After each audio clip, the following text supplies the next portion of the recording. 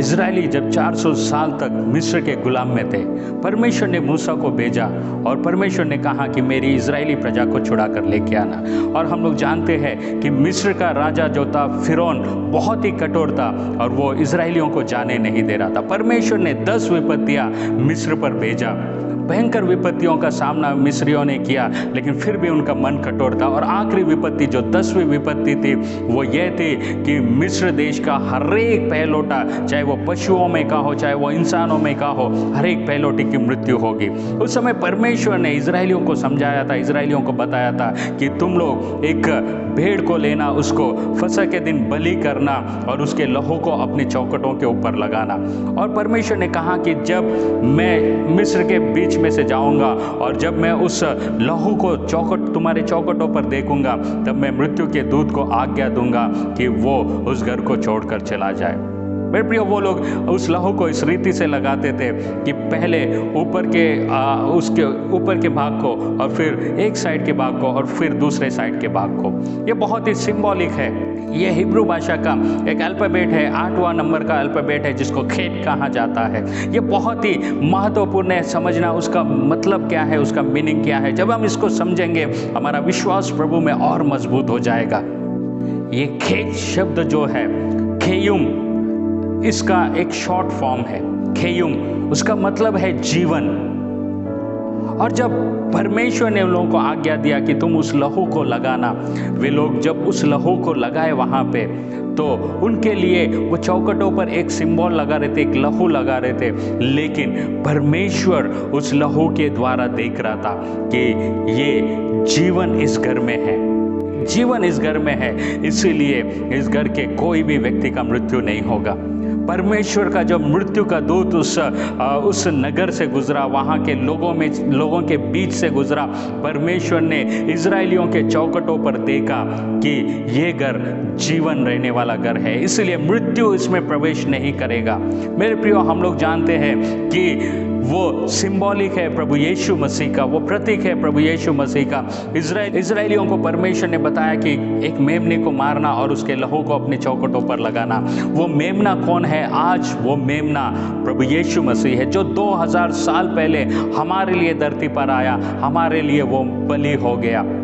आज एक भयंकर महामारी को हम लोग अपने देश में देख रहे हैं। चारों तरफ मृत्यु ही मृत्यु है, चारों तरफ भय का वातावरण है। हम लोग चाहे कहीं पे भी देखें, किसी शहर में देखें, किसी राज्य में देखें, भारत देश के किसी भी कोने में देखें, एक ही समाचार आ रहा है, मृत्यु मृत्यु मृत्यु। क्योंकि चारों तरफ हम लोगों को मृत्यु दिख रहा है। उस रात, जिस रात परमेश्वर ने मिस्र के उन लोगों को मारा था, मिस्र के पहलौठे बच्चों को मारा था, उस समय हर तरफ हाहाकार मचा हुआ था, क्योंकि हर एक घर में मृत्यु ही मृत्यु थी, केवल इजरायलियों के घरों को छोड़कर। क्यों इजरायलियों के घरों में मृत्यु नहीं हुई? क्योंकि उनके चौखटों पर था, ये जीवन का घर है। परमेश्वर ने जब उस लहू को देखा, परमेश्वर ने देखा इस घर में जीवन रहता है। मेरे प्रियो, आज वो जीवन है प्रभु यीशु मसीह। यीशु ने कहा कि पुनरुत्थान और जीवन मैं हूँ। उन्होंने वो सिंबॉलिक रीति से उस लहू को लगाया था, लेकिन परमेश्वर जानता था कि इस घर में जीवन रहता है, इसलिए मृत्यु प्रवेश नहीं करेगी। मेरे प्रियो, आज हमारे देश में चारों तरफ मृत्यु का वातावरण है, चारों तरफ भय ही भय है। हमारे जीवन में भी ये डर है कि यदि हम लोग बाहर जाएंगे, हो सकता है हमारे जीवन में भी वो वायरस प्रवेश कर जाए, हो सकता है हमारे जीवन में भी वो मृत्यु का वायरस प्रवेश कर जाए। हम डर में हैं, हम भय में हैं, हमें समझ नहीं आ रहा कि हमको क्या करना है।